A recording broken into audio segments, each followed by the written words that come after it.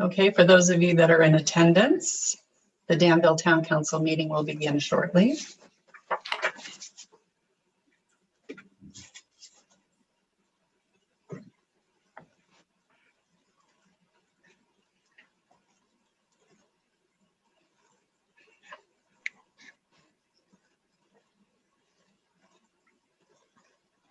And it looks like it's 5 o'clock. So I'd like to say good evening to everybody. And this meeting is now being called to order to welcome all of you to the Tuesday, February 16th, 2021 meeting of the Danville Town Council.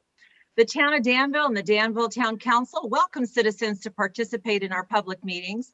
And due to the pandemic, the protocols that were placed on us, our meetings are now a web-based video communication platform called Zoom.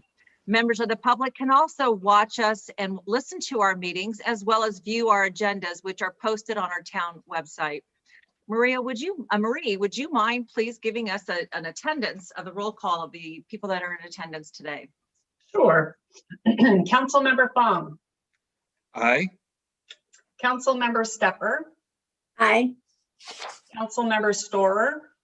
Here. Vice Mayor Arnerich. Here. And Mayor Morgan. Here. It is noted that all council members are present. Great. And Thank you for so those- much, Marie. And we have any announcements, Marie? Sure. For those of you joining us today, we are also joined by Town Manager Joe Calabrigo and City Attorney Rob Ewing. And a recording of this meeting will be made available on the town website. And to provide live comments during this meeting, use the raise hand feature in Zoom. And when the mayor opens up the item to public comment, raise your hand, your name will be announced and your audio enabled, and you're asked to state your name for the record and limit your comments to 3 minutes. That is all. Thank you so much. We like to start our meetings also with the Pledge of Allegiance to the flag. And this evening, I would like to ask Councilmember Karen Stepper to lead us in the pledge. Gladly. Thank you. Please cross your heart. I pledge allegiance to the flag of the United States of America and to the republic for which it stands, one nation, under God, indivisible, with liberty and justice for all. That was wonderful. Thank you so much. Item number 3, are any changes to the order of the agenda? Are there any changes to the order of the agenda? Seeing none, we'll go ahead and move on. Item number 4 is for the good of the town. We have the good of the town. This is an opportunity for the public to address the town council on a topic that is not listed on the agenda today. However, please note that the town council cannot discuss or take action on any topics that are raised under the good of the town, but we could also refer that to our staff and have them follow up on that. To address the town council regarding a subject that is not listed on the agenda, please click on the raise your hand feature option. And we will see you, or Marie Sansuri will see you, and she will let you into our Zoom meeting. Your name will be announced and you will have up to 3 minutes to share your comments. I will now open this to the public. Marie, do we have any public comments for the good of the town? There are no hands raised for the good of the town, and we did not receive any written comments in advance of the meeting. Okay, well, great. Thank you so much for that. We'll go ahead and move into item number 5, which is our consent calendar. The consent calendar are items that are considered routine in nature and acted upon by one motion by the town council. To address the town council on a consent calendar item, please click on, once again, on the raise your hand on Zoom. Your name will be once again announced by Marie, and you'll have up to 3 minutes to address the council on an item.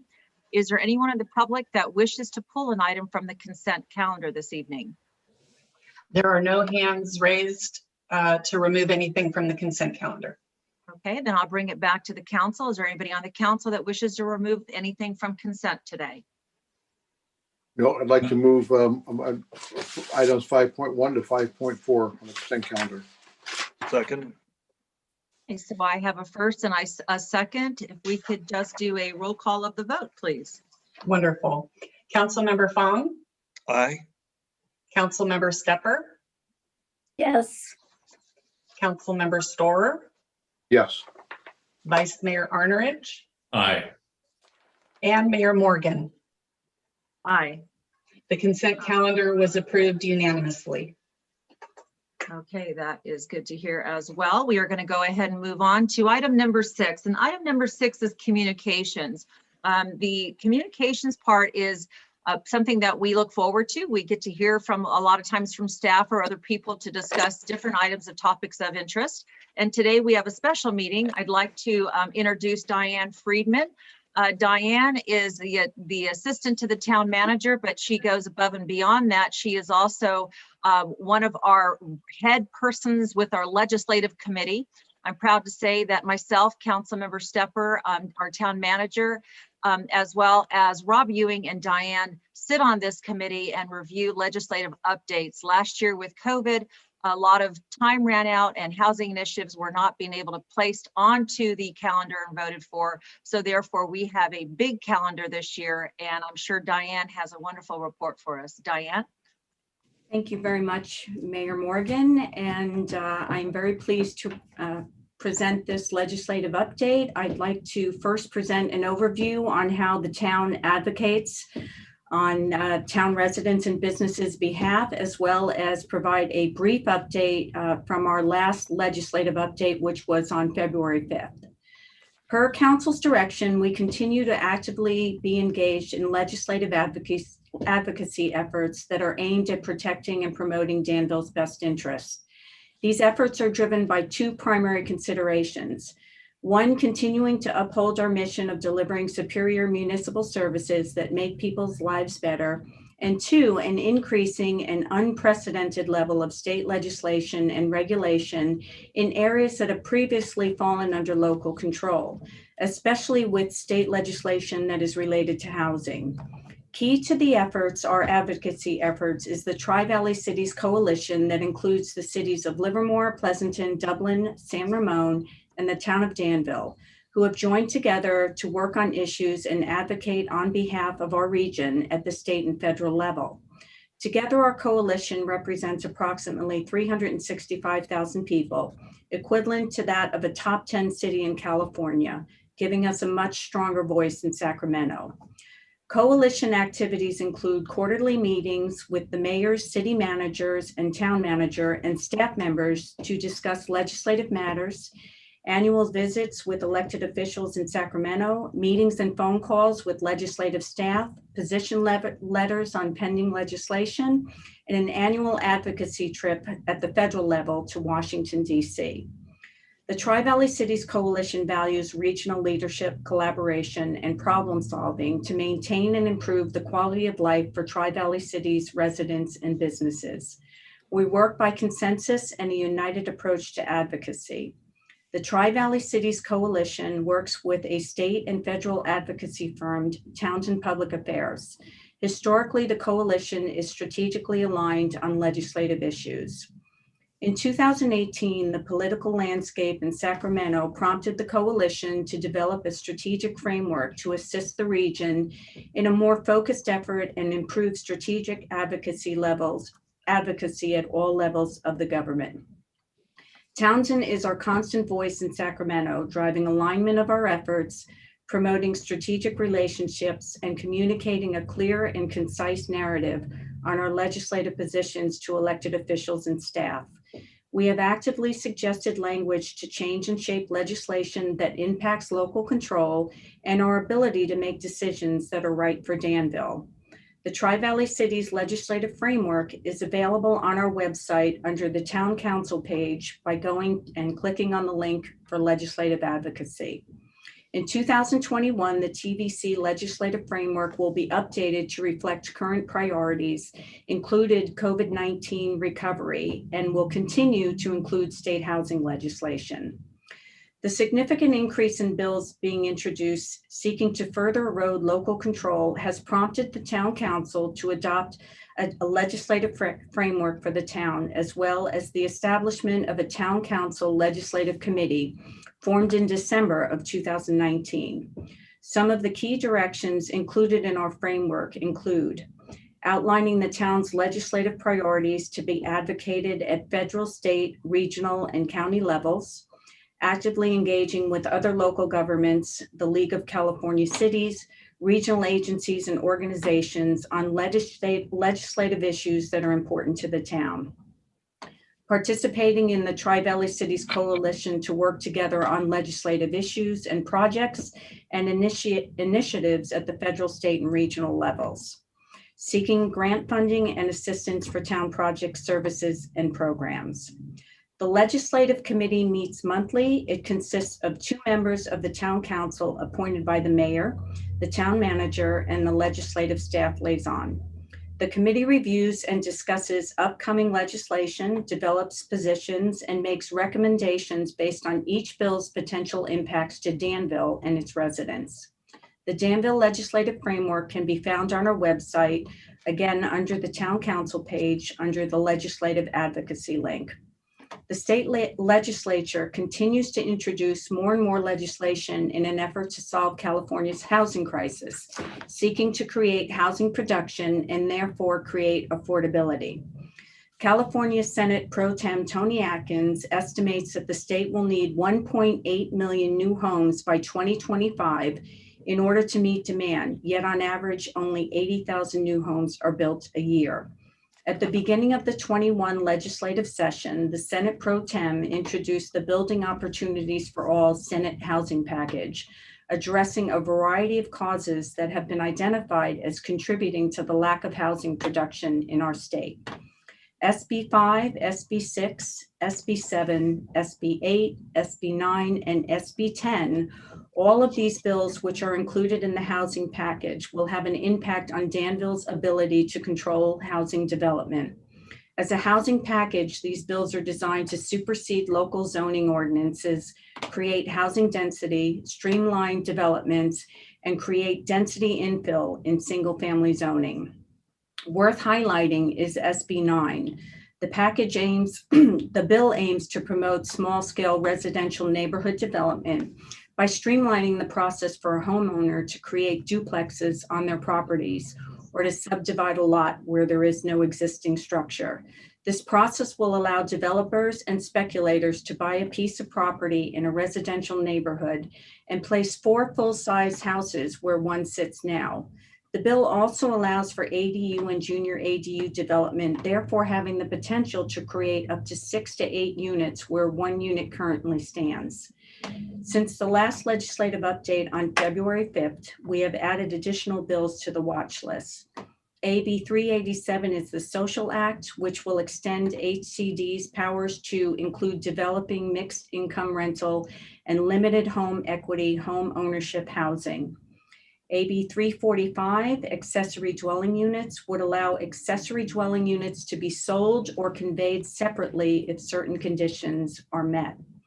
ACA 1 is for local government financing. It would allow cities to create an exception to the ad valorem tax of 1% on real property to add an additional tax to service affordable housing, acquisition of real property, or replacement of infrastructure. And a bill that is not relating to housing that has come online is SB 210. And this has to do with our automatic license plate readers. Right now, existing law authorizes California Highway Patrol to retain license plate data for no more than 60 days unless the data is being used as evidence or investigation of a felony. This bill would require the destruction of ALPR data within 24 hours if certain conditions exist, and would also require auditing of these practices. The Legislative Committee will be reviewing each bill that I mentioned above to determine further action. The next Legislative Committee meeting is Tuesday, February 23rd. Meeting agendas are posted and available under the meeting agenda section of our website. On the federal level, the $1.9 billion federal stimulus package continues to move forward in Congress. Included in that stimulus package is $350 billion in aid for state and local governments. We will continue to track this stimulus bill. That concludes my legislative update. I would be happy to respond to any town council questions. Diane, thank you so much for that report. I'd also like to mention that we are going to be able to be graced with your presence once a month, which will be the second meeting. We're going to have a legislative update. We'll have the town managers report the first meeting of the month, and then the second meeting of the month, we'll be able to have you come and update us. Are there any questions for Diane? Newell. I really just want to say thank you, Diane, for your leadership in this. You've done a great job over the past couple of years as we've not only focused because we need to, but we have to in this case because of the volume and the veracity of a few Bay Area legislators in trying to change what our community looks like, not only from the housing front, but on our license plate readers. Dropping the data to 24 hours would be the greatest barrier to us continuing to be the safest community in California, because when you think about it, a crime is committed, the investigation starts, it could take 2 or 3 days before they even determine that it's probably a video source. It can take days and weeks to actually search all of that data sometimes, particularly when we have very little information. So, you know, us and all the other cities, hopefully that we can raise this with the lead California cities and make this a statewide issue and not just a Danville or San Ramon issue. But thank you again, and thanks to everybody that's on the committee this year. Robert? Thank you, Diane. Once again, with all the things you have going on a day-to-day, I mean, to take on legislative update when there's literally 200 bills that could affect us each year. And we have to stay on top of it. And I'm glad that we are looking at it from, you know, a council perspective, you know, to ensure that these bills are at least given our input on each one of these bills. Hey, can you bring us up to speed on some of the grant writing that Townsend has been doing? Yeah, this month, Robert, we applied for 2 grants. One is a Cal Recycle grant to augment our pavement management expenses. It's a $250,000 grant, and we also applied for a Caltrans grant for a vehicle mile travel study for $85,000. Good. And then how about, we have 4 new mayors now in the Tri-Valley. Are you working with the other cities to sort of bring them up to speed, or each city bringing their mayors up to speed? That's an interesting question. I think it's a combination of both. I think we have, you know, 4 first-time mayors. Fortunately, most of them have been on town councils, but the individual cities are, yes, bringing them up to speed. I know the city managers and Joe are working on the priorities as far as updating the legislative framework. And we, as a Tri-Valley cities, I know Renee, being the tenured mayor, is also helping to bring them along. Great. Good. Thank you, Renee. And then where are we at with CASA? The CASA Compact? Yes. Well, that was, it was pretty much the packaging of the housing bills 2 years ago. Where we are now is really the Senate Pro Tem housing package, could be the CASA Compact for 2021.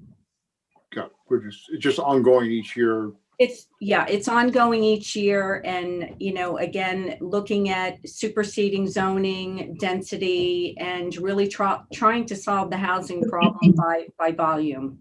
Well, I appreciate us fighting the good fight. It's really important. And thank you, Diane, for all that you do. Thanks, Robert. Karen? Oh, thank you very much. And Diane, thank you for that report and for getting together the committee each month.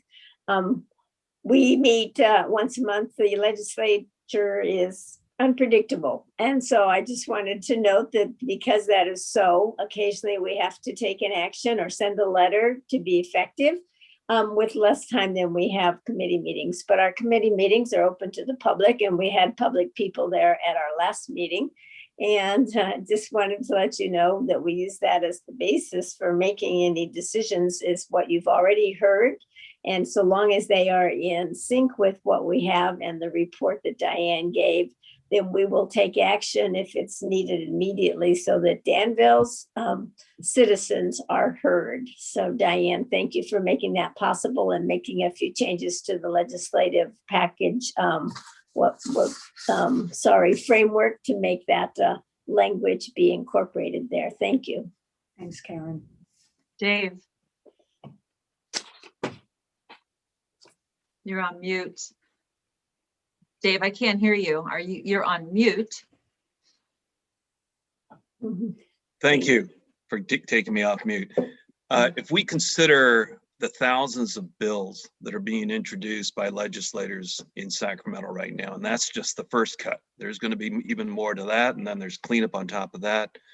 I mean, it's amazing how you've worked very closely with your network to really understand how to vet these thousands of bills down to several hundred that are most relevant. And from there, you and your team being able to take a look at those few hundreds and understand what the relevance of what it might mean to our Danville community as well as our Tri-Valley. So, you know, just the process of getting to where we are and an appreciation for, you know, just getting to the point as to what's relevant, what's important, what should we put our focus on. Compliments to you and your staff. The one other comment I will make is, you know, as part of our strategic plan, we really do want to engage our community more. We want to continue to enhance our community outreach and our communication outreach and get our community involved on the front end rather than on the back end of some of these bills, because, you know, they can be our biggest advocates, they can be our best supporters, and most importantly, as we partner through this journey, understand how they can work with us on really operationalizing or translating some of these bills that become law and how best to implement it for our community in the best interests of our community as well. So I would strongly encourage that we really advocate and promote and highlight your legislative website, because to me, that's where it's all at. That's where they'll know what's going on, what the latest is, and most importantly, what's relevant. And that way they can be involved with what you're experiencing, what we're all experiencing, which is a deluge of bills that will translate to some level of law. And most importantly, how do we translate those laws into what's best in the best interests of our community? Thank you, Dave, for that. Diane, anything else you'd like to add? Just a little bit more about outreach, because you know, I've been talking to Ty, and the housing legislation and the housing elements process is merging. We are looking at outreach that includes what is happening at the state level and how this is impacting numbers, arena numbers, and building an outreach program around that. You will be hearing more about that in the next probably month. And then we are going to be looking at the mayor's town hall, which, you know, Renee and I have been discussing, and that also includes legislative outreach. Robert, did you have a follow-up? I do, and you know, it's regarding the grant writing. I know that our consent calendar included the two that you mentioned, but aren't we writing more grants each month? You know, weren't we trying to go out for a bridge grant for the bridge to the library? There are other monies that we're looking for, aren't we? Yeah, we do have some grants that are outstanding, Robert, and you know, we are writing grants as we speak. A lot of the grants have been delayed. I'm looking at the first 6 months of the year, and we will probably only get about 4 grants in the first 6 months of the year. And it really all depends upon a schedule, when they come online, their funding, and obviously everything's been impacted by COVID. But so far this year, we're off to a pretty good start. Are you finding that the grants that are available have diminished a little bit because of COVID-19?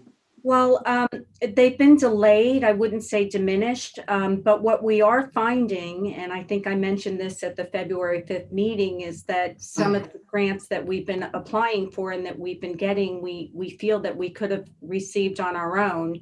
And we're also up against a disadvantaged community rating, which also impacts our score as far as, applications. So, you know, it is pretty competitive. And when we start off like that, we do lose points.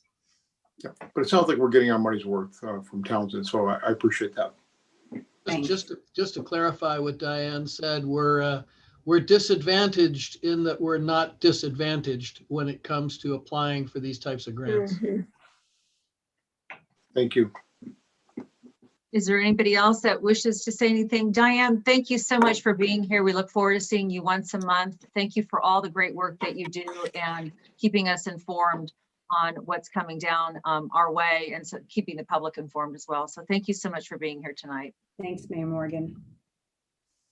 Our next item is item 6.2. 6.2, you know, although many of us are finding really creative ways to stay active and in the recreation and the arts and the community service department, I would like to say that our Recreation, Arts, and Community Service Director, Henry Perez Alonso, has been finding a lot of different ways to get our community involved, all the way from the little children to the seniors. And so we'd like to welcome this evening our Recreation, Arts, Community Service Director, Henry Perez Alonso. Well, thank you and good evening, Madam Mayor and council members. It really has been a long time since I've been able to come to you with a department report. So it's nice to see you all again and to be here to share a little bit of information about the Recreation, Arts, and Community Service Department. If it's okay, I have a few slides that I just want to share with you as I talk, so you don't have to just look at my mug the whole time.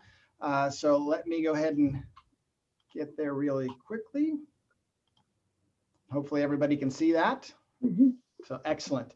Again, like I said, it's been quite a year for us as we continue to provide those activities and programs that really promoted our health and wellness, encourage people to go outside and to be active. In other words, I just wanted to make sure that everybody remembered we're still here. We're still here and we're still active and we're still trying to provide for the community in a variety of ways. Just to take you a little backwards a little bit, about a year ago, as we all know, some things happened that shut us down a little bit. And in the parks and recreation world, that was a tough one. That was a tough one for us to kind of manage, see, and know what was going to happen next. You know, I think there was more questions than answers, as we all had. But in our world, we're very much planners. We like to plan ahead, and it was a tough one to be able to sit here and to actually have a plan when there was no plan to have. So along with canceling events and programs, we had to pivot. We moved. So what did we do? We went straight ahead to virtual, like many other agencies did. We went to Find the Fun. So what we did was we opened up a page. We titled it Find the Fun because for some reason I just didn't want to call it virtual recreation as everybody else was doing. I wanted to make sure they knew that what they were looking for when they came to our page. It was our opportunity to start letting people know that even though they were at home, they could still recreate. They can still do something. And this was our opportunity to provide them with at-home opportunities, with challenges, with tutorials, with classes, with talks. Everything that we could do, we wanted to make sure that they knew we were still here and that we were connected. So it was our real opportunity to stay connected. And to continue to stay connected, we had to find a presence, right? We increased our presence online with our Instagram, with our Facebook. And this was actually the top 9 that we had in our 2020 that you can see there. Anywhere from TikTok challenges to virtual fun days that we had there. This whole year was about being out there in a variety of ways. We found our way to have celebrating national days like National Cream-Filled Donut Day, National Paper Airplane Day. Our staff was so creative throughout this whole time to still try and provide fun for folks that they provided a clue game. So where we asked them to go out to the parks and find the clues, solve the clue, and find out who was it that killed Mr. Boredom. And one of the fun things for that is we actually connected with our PD and one of the detectives that helped us to solve the case. We looked into our different apps that we had been using previously. Agents of Discovery was one of those apps that we were able to utilize to help people inspire, inquire, and get intrigue about Danville parks.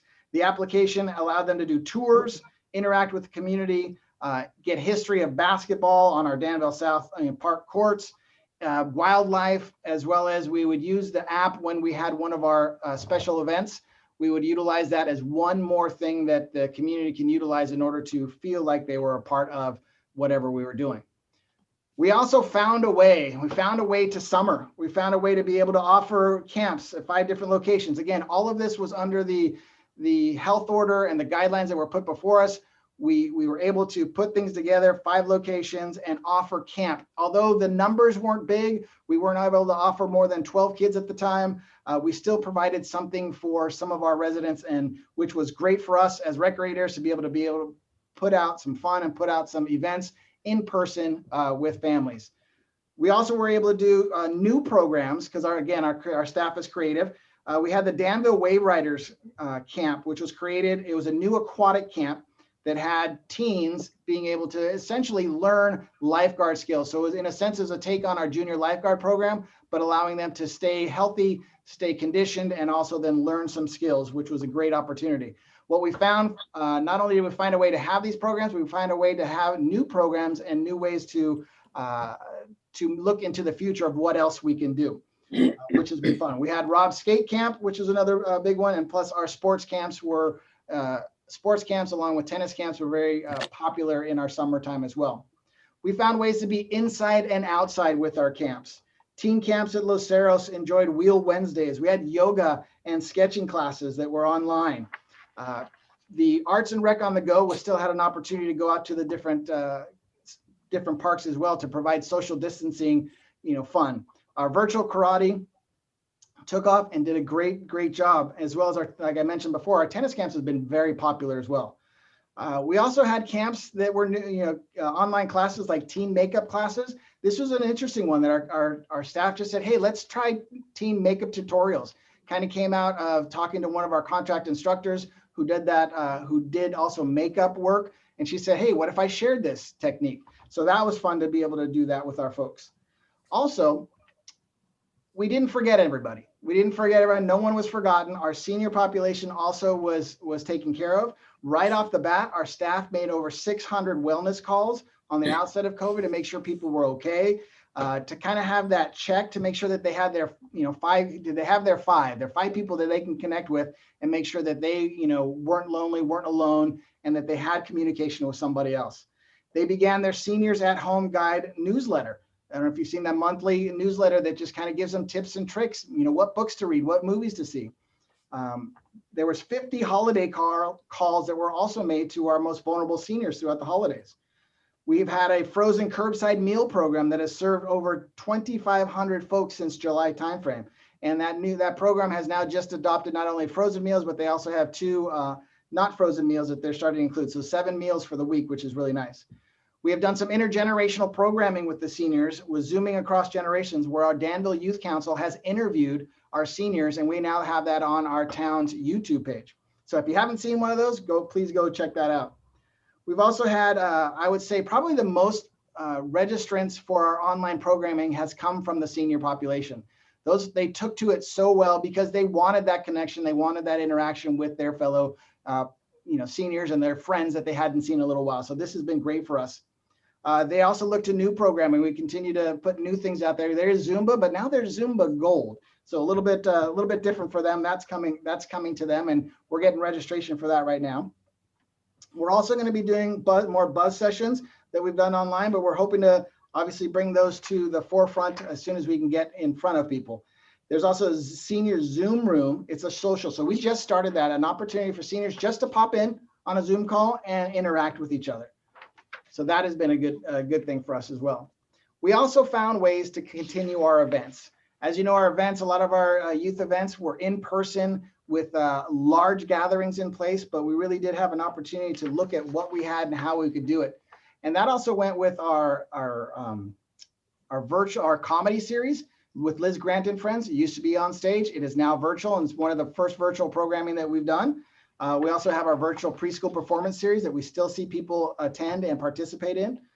For our extravaganza, we completely shifted that outside event into an online format where they would visit our Danville's web pages and had to answer some clues. Our Star Wars May the 4th event continued on, again, virtually, where we celebrated, including costume contests, Jedi training online, a run challenge, what we call the Parsec Kessel Run challenge, mocktails with the Jedi Star. So we really try to pour into these things and share that information with the community so that they can be involved as well.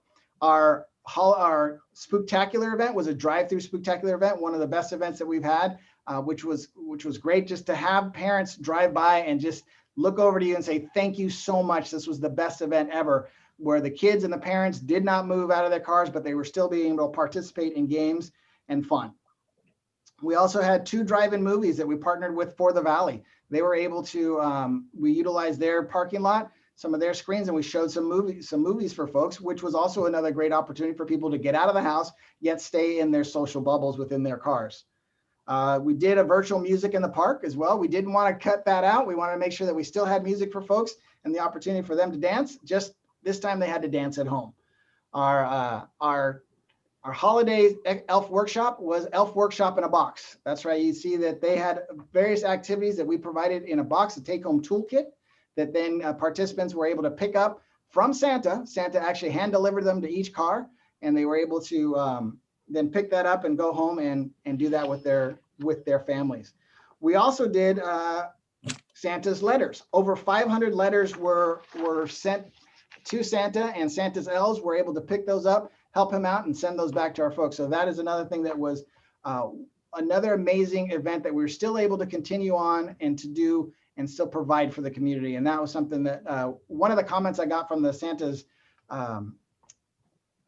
letters was a parent said, I want to thank you so much, and please tell the elves that what they wrote and what Santa's saying is coming was the most perfect thing for my child at this time. I don't know what that letter actually said, but I thought for me, I was like, wow, that's all I needed to hear to know that we're doing some things right. And that was fantastic for our staff to hear and for us to hear. The second one, still during our elf workshop, one of my favorite moments as well is as Santa went to deliver this box to one child in the car, that the child stuck his head out of the car and said, Santa, I just dreamt about you. And to me, that was another one that's just like, man, this is the, you know, our staff, so creative and offering these opportunities for folks is amazing. You know, we really do help the healing. And that's what we do throughout the time through our programs and also through our art. We were able to do that, as you all know, the Hearts Around Hearts, the 17 hearts that were on display throughout the summer at the perfect time of the year for folks to be able to get out, socially distance, and yet feel the healing power of art. We've also been able to participate, you know, in more art in the rain. If you see right there, it says today's forecast rain. When it rains again, walk around town. You might see these great art opportunities that we have. That's the special paint that only comes out when it rains, but we wanted to make sure that people had something to smile about as they walked around town as well. Our staff also connected with our economic development team and helped out with this, you know, the tree trail, but then also created the scarecrow contest that you were all, you know, judges for and were able to kind of help us with. There is some power in the activities and the programs that we offer that really does heal and help the community stay connected. And that is something that I take pride in. And I got to tell you, our staff is amazing for their creativity and everything they come up with in order to be able to do this. There is still more to come. And that's the best part is, although we haven't been able to serve as many people as we wanted to, since the shutdown, we have served over 1,800 participants in all of our programs, you know, in person, online, both residents and some non-residents. You know, we had a good number of folks. We offered over 300 offerings while we've been shut down, with 244 being able to be run. Very excited of how we've been able to still have programs and folks participate in there. We're looking for our spring classes, which already enrollments are at 479. So we're looking good on that. Again, with the more to come comes with a teen talent showcases coming up this month, where we partnered with San Ramon and a couple other entities in order to put on a talent show for the teens. We will continue to do our move-in after Zoom-in camps. We will continue to look for opportunities to provide more in the community. As the health orders change, as we change tiers, we'll be able to be providing more. Our staff has been connected not only locally, but also without the state with our other colleagues to see what we're doing, how we're doing. And I got to tell you, we are doing well. We are not falling behind. We're right in the middle of the pack, and in some cases, you know, ahead of the game in order to provide what we can for our folks. Again, our staff is creative, amazing, and I can't say enough about them right now as we look forward to what comes next in person, online, and throughout the town with our art as well. So with that being said, that was a small picture of everything that we had going on. I hope that it's trying to encapsulate a year in like a couple of minutes, but I am here to answer any questions or tell you more if you like. But thank you so much for the opportunity to allow me to share and kind of just, I guess, love on my staff who's done a fantastic job. Thank you, Henry. Robert. Henry, wow. I mean, if somebody told you a year ago that we are going to get rid of every program we have in Danville and basically start all over without a playbook, I don't know if anybody could have actually taken that on. And here we are. You actually reinvented the town of Danville and gave people an opportunity to do amazing things when they couldn't. And thank you for that. When those hearts came out, and I think I shared this with you before, nobody was smiling at that time. Probably came out the worst time during the COVID. And when the hearts came out, I actually got a couple of comments and said that people said, I actually don't have anything to smile about, but those hearts made me smile. And, that has a lot of value. I noticed that in Danville South, when I drive by on a Saturday or Sunday, I've noticed that it looks like pop-up classes. Are those part of the Danville classes, or do we have pop-up classes going on? And it's Pilates, I think it's yoga, spin classes. I mean, it looks like people are out there, and they're social distancing, they're doing all the right thing, but they're out in the grass. Yes, there's definitely there's definitely programs that we have out there, but also in all of our parks have been super activated with folks just coming out in small groups and doing things on their own as well. Yeah, no, I appreciate that. Henry, you've done an incredible job. My letter to Santa didn't really do well this year, but I'm holding out. I'll keep writing a letter to Santa. Hopefully it got to him, but I didn't get what I'd asked for. So, but thank you for doing that. You're welcome. We won't tell you why you didn't get what you didn't want. Okay, so let's go ahead and go to Newell. Great. Thank you. I didn't want to mention coal, but Henry, echo everything Councilmember Robert Storrs just said. But I'd like to add too that it's amazing the participation and the creativity that just like we as the council are looking at ways of reinventing our meetings in the future, you've reinvented how the future is going to look post-COVID. Because we're reaching out to people who actually can get to us easier and might not be able to, particularly in our senior community, that can't always get down there and do things. So I think those are great lessons learned.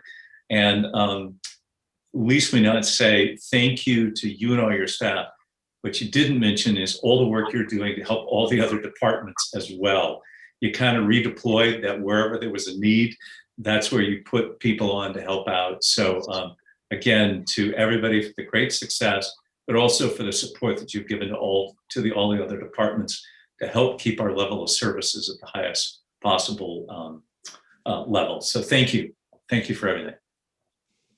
Karen? Oh, just a couple of things, Henry.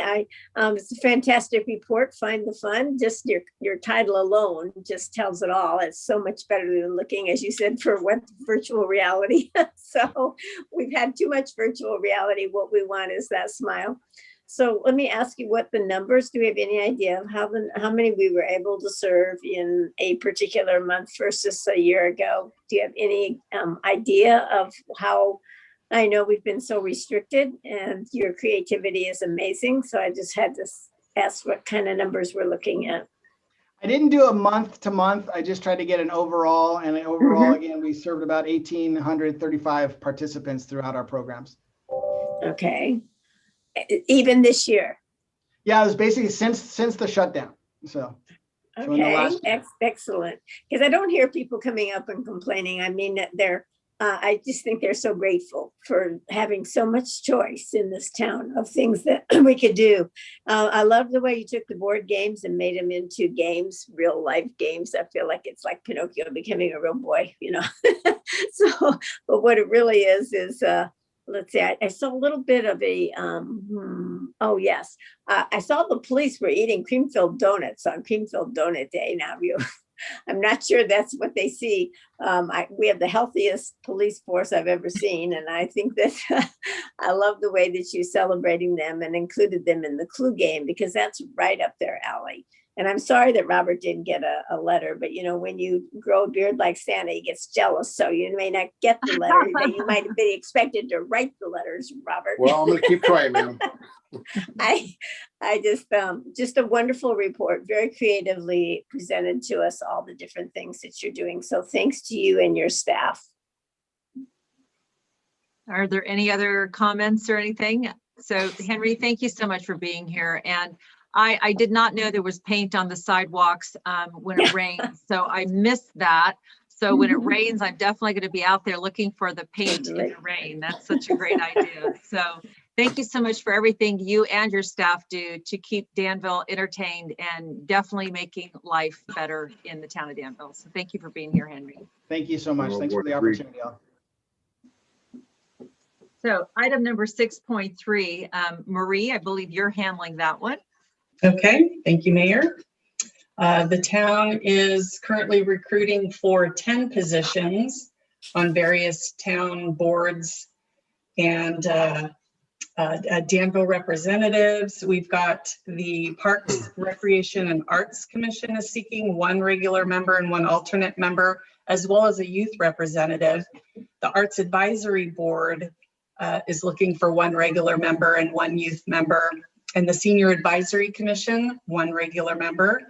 The Poet Laureate, her term is also up June 30th. The Heritage Resource Commission, we continue to have that 1 vacancy of a licensed architect that we seem to have a challenge filling. And we're looking for Danville representatives on the Contra Costa Transportation Authority Citizens Advisory Committee, as well as the County Connection. And the applications are currently on the town website. Those applications are due Wednesday, May 12th at 4 o'clock. And the town council is set to hold interviews on the morning of June 8th and the afternoon of June 15th, followed by appointments to all those positions at the council meeting on June 15th. And of course, anyone who has applied to these positions in the past is welcome to reapply and be considered for their next terms that start on July 1st. Thank you, Marie. Are there any questions of Marie? No, but I'll add that under the Contra Costa Transportation Authority and County Connection Citizens Advisory Committee, keeping in mind that's a wonderful committee to be on to learn about regional issues. The Transportation Authority is 19 cities in the county, and County Connection is 11 cities in the county. Wonderful way to learn about other jurisdictions as well. Everything else is basically focused on Danville. Those 2 actually go outside of the area. Yeah, that's a good point. Is there any other comments? Okay, seeing none. Thank you, Marie, for that. Item number, go ahead. Did somebody have something else to say? Did I hear somebody say something? Okay, I thought I was hearing something.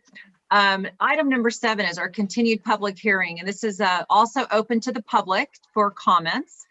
Same procedures apply as we mentioned before with the raise your hand option, etc. Item number 7.1 is to consider introduction of the ordinance number 2021-01, which is repealing the existing chapter 32-76 of the Danville Municipal Code and adding a new chapter, which is 32-76 of the Danville Municipal Code related to accessory dwelling units, also known as our ADUs. It's ZTA 20-0001, continued from our February 2nd meeting. And we will have a presentation today from our Chief of Planning, David Crompton. David, are you in the house? Yes, I'm in the house, and I think Marie needs to turn me on. Here we go. You are. There I am. Okay. Well, good evening, Mayor Morgan and council members. As you mentioned, this is basically a new ADU or accessory dwelling unit ordinance that we need to adopt in order to comply with the new state laws. There was 5 state laws that went into effect at the beginning of 2020. There's been a lot of grappling about what all the different provisions mean, and I think the state has come out with some guidance, and so I think we're as we talked about last time, we're good to go forward with adoption of the ordinance. Again, after we do adopt the ordinance, we have to submit it to the state HCD, and they have 60 days to review it. And so hopefully this will comply with all the state requirements and we'll be done with it.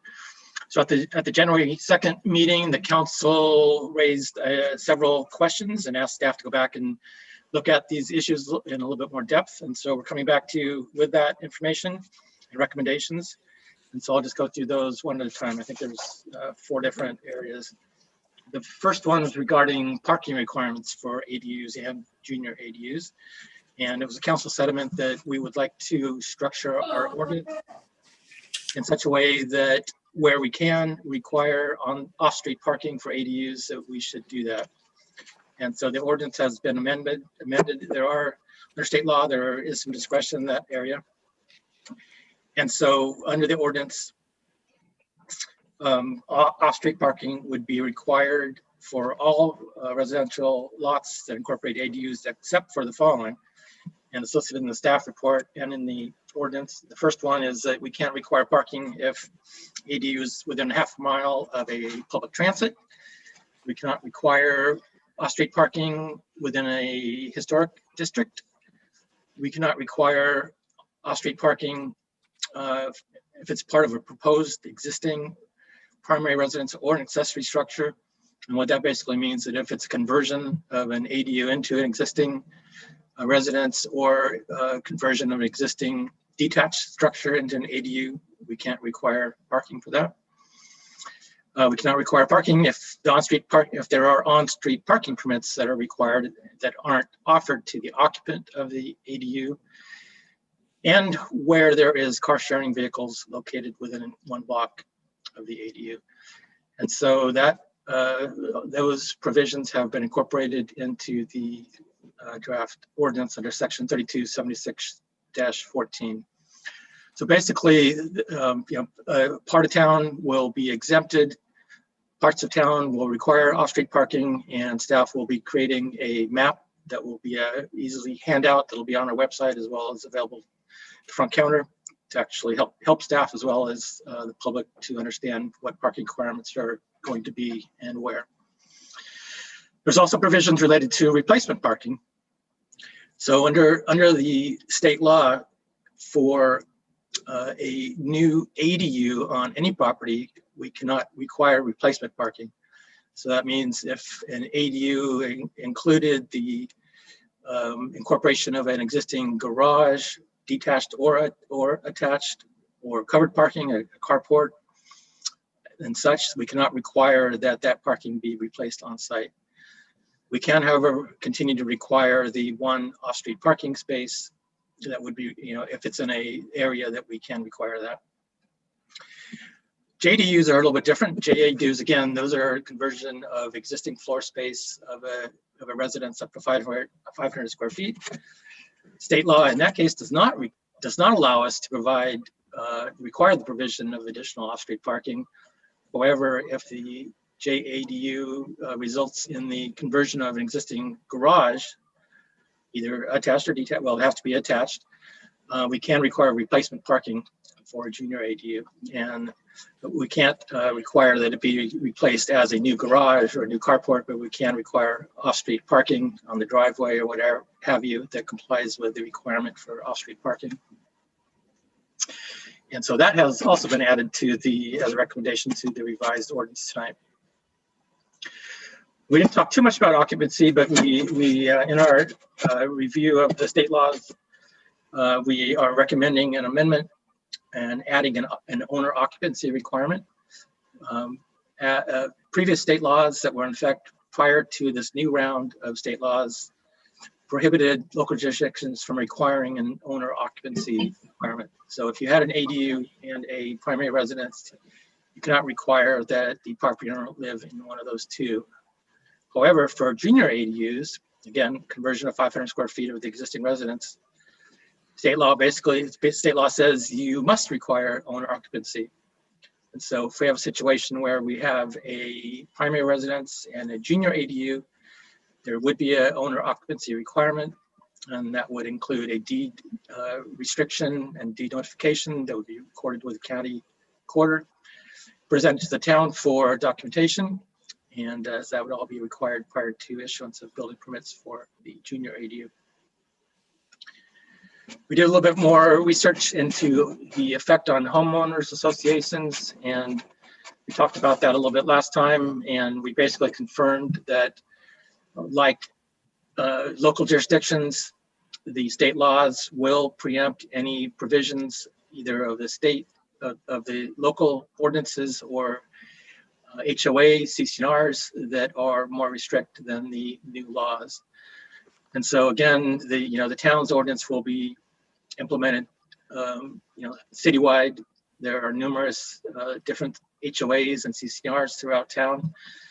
They have different language, different prohibitions, and the enforcement of those are between the HOA and the property owner. So it's basically a civil matter. But our recommendation or our read of the state law would say that just like the town, any provisions of a CCNR that's in conflict with the state law would be preempted, and but basically that would be something that would be between the property owner and the HOA. And we also looked a little bit further into the issue that has come up regarding concerns about manufactured homes being used as ADUs and how that's going to work. And so again, we basically confirmed the definition that we have in our ordinance of what a manufactured home is. It includes that a manufactured home is 40 feet in length and 8 feet wide. It has to be connected to permanent water and sewer. And so if it met that criteria, they would be considered to be legal ADUs. We have in the past relied on our provision in the ordinance that allowed for design standards, which said that any ADU needs to be compatible and designed with the primary residence. And I think using that criteria over the years, we've kind of prevented mobile homes from being used as ADUs. We've lost a little bit of that strength with the preemptions of state law. However, we do in this ordinance include design standards that would require compatibility with the primary residence, and that would include paint colors and siding and roofing materials. So, again, I think that would still make it difficult for somebody to roll in a trailer house and put it on the back of their property, but it's not impossible. What we're seeing more of, and we're actually seeing already, are people that want to put in pre-manufactured ADUs that are, kind of brought in on a trailer and put down on a foundation. Those are, much more easily customized and adapted to be consistent with the primary residence. But again, we can't outright prohibit manufactured homes. We think that we can try to massage them to be as consistent with the primary residence in the neighborhood as we can, and the ordinance, I think, does that to the extent that the state law will allow us to do it. And I think that summarizes what we have looked at since we met on February 2nd, recommending the council adopt ordinance 2021-01. I'd be available for any questions you might have. Thank you. Thank you, David, for that report. Karen. Just a brief one, Dave. Thank you for making those changes. I'm a little unclear on the ones at the end when you said the paint color and a few things we are able to dictate. And is that because they don't cost extra for somebody to put in? Or are there other items that could be included in that list? And if you could repeat those three things, I'd appreciate it. The state law does not allow us to implement any subjective design criteria, so they have to be very objective. So, does the paint match the house? Yes. Does the roofing material match the house? Yes or no. Does the siding match the house? Yes or no. So those types of objective standards we've put in. We'll see if the state accepts that. We think that they are objective. And if in the case that they are, then we'll be able to continue to enforce those requirements. So wherever I got the idea that it mattered whether or not you were making changes to something that costs money, that's not part of the code in any way. It's explicitly stated that way. No, I mean, they want to make it as easy as possible, but there's no provision that talks about other than fees. There isn't a provision that talks about limiting the amount of money that somebody might have to spend to comply with our requirement. Sorry, I guess I was looking at B on page 3 of the staff report that says section does not apply if you impose reasonable restrictions that do not unreasonably increase the cost to construct. So I was wondering if there were any other items in there which we would want to include. So that language only applies to HOAs trying to enforce a CC&R provision. Oh, okay, sorry. Thank you, Yeah. Rob, for that Yeah. clarification. Sure. Okay, thanks. Okay. Newell? And the other part. Thank you, David. I'm sorry, Karen, are you done? I'm sorry, I Yes. didn't mean to interrupt you. Okay, Newell. Great, David. I really just want to pass on a couple of compliments. One, I think this was a really well done staff report. You nailed every item. You have worked it to address, I think, everything we were after. But most importantly, you brought it back as far as we can stretch this state laws to make it more appropriate for Danville. And for that, I sincerely say thank you. And I know Rob probably helped on this, but this was so clear. And I hope people that see this understand that as well, that we are meeting the letter of the law, but we certainly are trying to make this work better for Danville. And I do realize that map, and it will change over time, that you have to create, to show whether or not the parking we can require. I think that is important. It is a lot more work, and we have to be careful with the counter.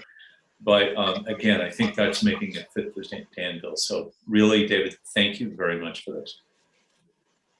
Robert? Great. Thanks, Dave. I appreciate all the changes on this ordinance. I think it is a much stronger ordinance right now, or I think it certainly represents Danville a little better. On page 10 of the ordinance, and it's under B, and it's just a clarification. When I read that, I get down to the last sentence where it says basically, well, it's one paragraph, but the requirements of this section may be legalized if the property owner modifies the accessory unit to address any deficiency identified through a life safety inspection by the town building division. Now, when I read that, life safety, does that include, in your opinion, the building code so we can bring it up to code?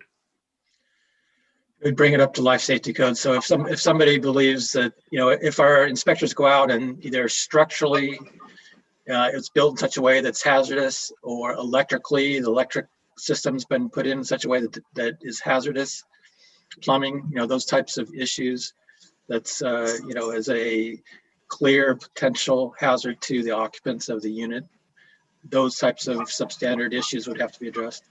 Okay, when you say it that way, that covers my question then.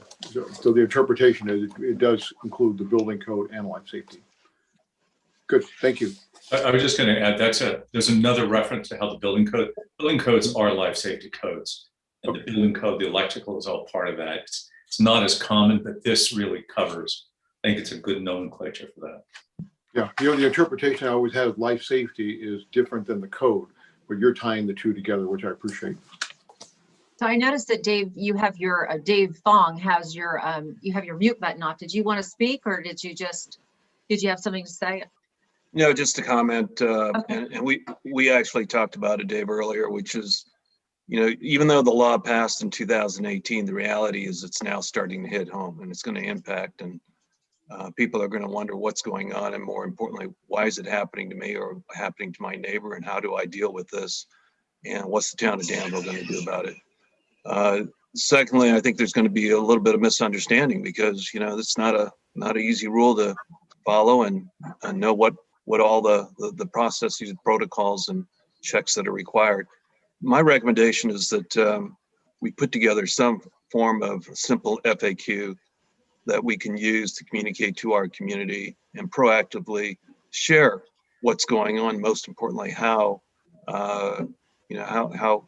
someone can comply with the build out of an ADU or a JADU. And that way, on the front end, the expectations are clear. And two, I think there's just going to be less resistance on the back end and less compliance issues as well.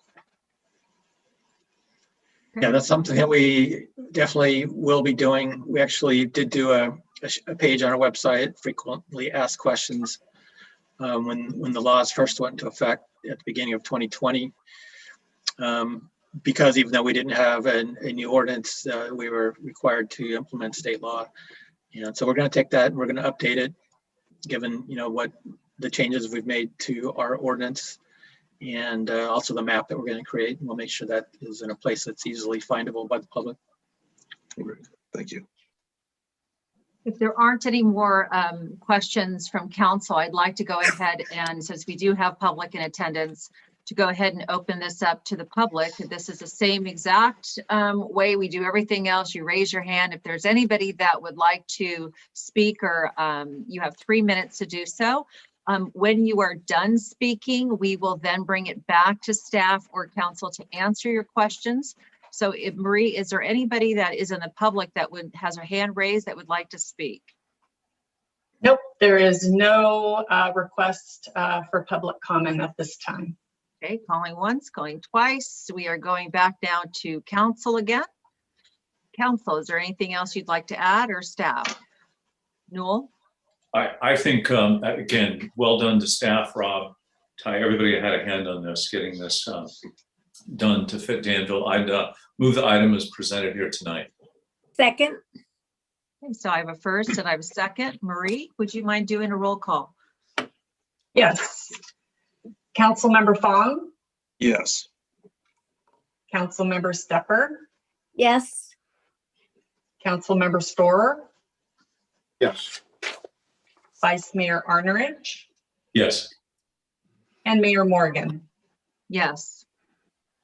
The first reading of the ordinance was approved unanimously and will return on March 2nd for a second reading. Thank you so much, Marie, and thank you, everybody. And thank you, David, for the report. We really appreciate it and all your hard work, and Yep. Rob as well. Thank you. Yep, Thank you're you. welcome. Good night. We'll go ahead and move. Good night. Have a good night. We'll go ahead and move on to number 8. Number 8 is administrative staff reports. And once again, public is invited to speak. Item number 8.1 is to consider the adoption of resolution number 8-2021, accepting the mid-year financial report, approving the mid-year adjustments to the fiscal year 2020-2021 operating budget. And that would be presented today by Lonnie Ha and Joe Calabrigo. Good evening. Thank you, Madam Mayor and members of the Town Council.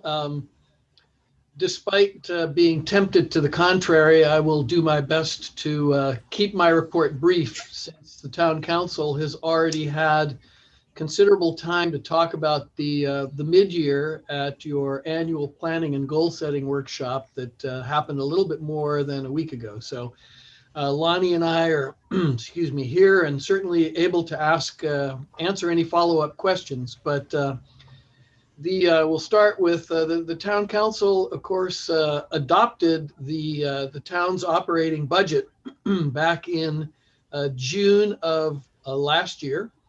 The purpose of the mid-year update is as it does every year, is to provide an opportunity to review where things actually stand as of mid-year, which is December, the end of December, and take a look at revenues and expenditures in comparison to what was in the adopted budget, to see how actual is stacking up to the budget forecast, and then being able to make any necessary mid-year adjustments.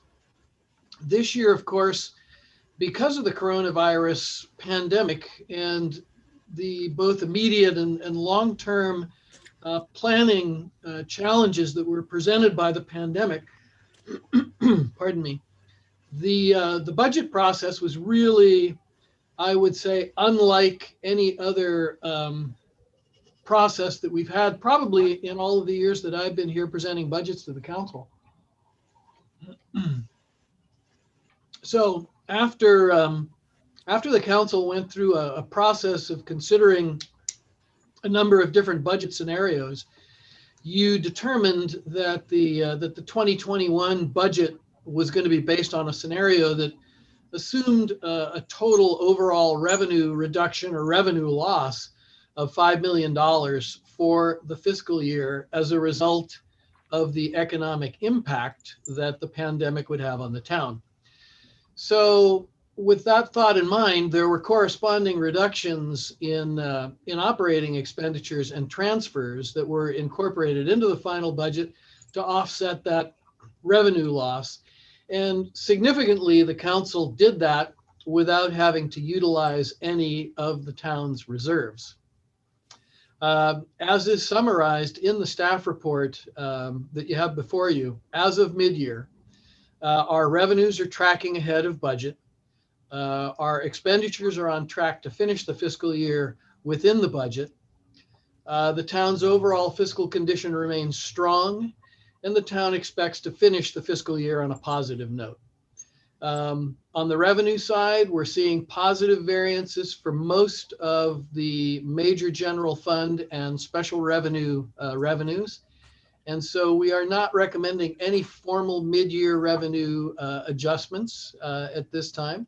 On the expenditure side, there are a couple of mid-year adjustments that are being recommended.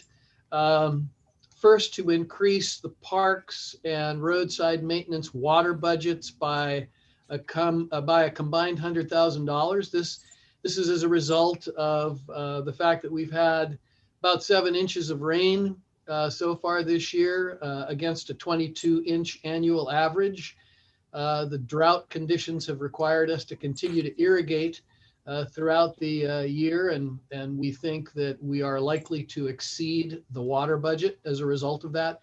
And then secondly, we are recommending that the building and transportation budgets be increased by a total of $55,000 due to the increased use of consultants, and that being the result of staff departures. So where staff has departed, we haven't refilled those positions. We've relied instead on consultants, and that's what that additional funding appropriation would be for. So the recommended adjustments would increase the total operating expenditures in the budget by less than 0.5%.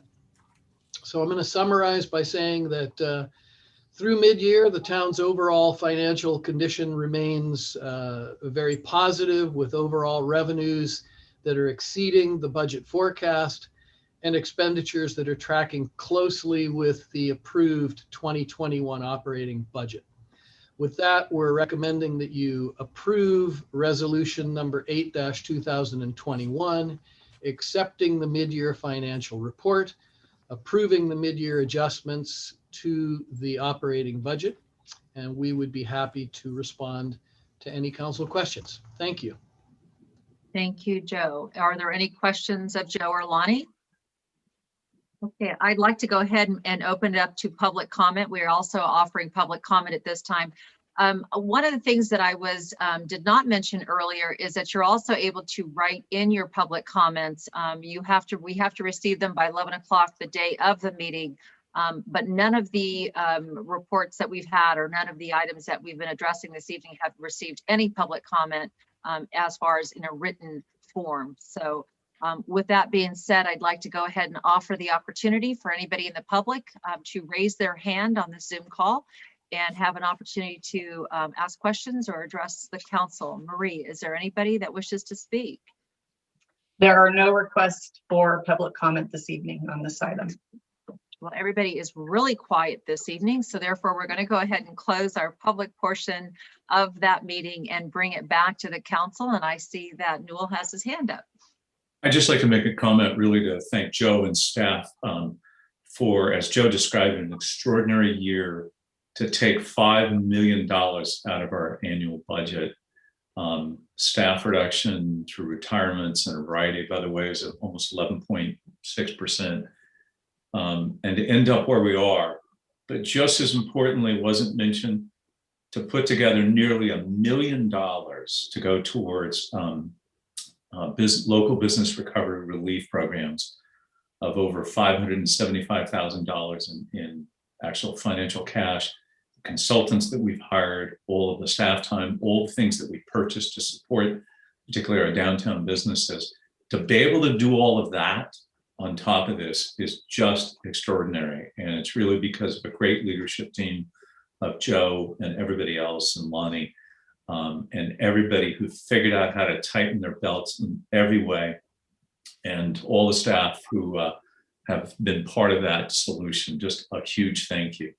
and would be honored, I'm sure all of us, to jointly move to accept the mid-year report.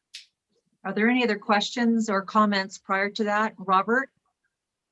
Great, Joe, Lonnie, thank you so much. When we started this process, God, it seems like when the COVID first hit us in March, and you posed the question, how do we dump $3, $5, or $7 million from our budget, and what are we going to cut? And we went through that whole laundry list of items, and then to be here today to look at this report, this is phenomenal. You know, this is honestly amazing that we're here today and things are tracking, you know, as almost better than we had anticipated by a long shot. You know, I appreciate all your leadership on this, Joe. We say it all the time. You know, I appreciate the fact that we actually save money and we have no unfunded liabilities. You know, we don't spend more than we make. It's just how we run our own household, and we run the town of Danville the same way. And I appreciate that. Lonnie, excellent work, and thank you for making it, you know, so easy to get through. You know, town budgets are always complicated, and these are really easy to read, and I appreciate that. Joe, nicely done, buddy.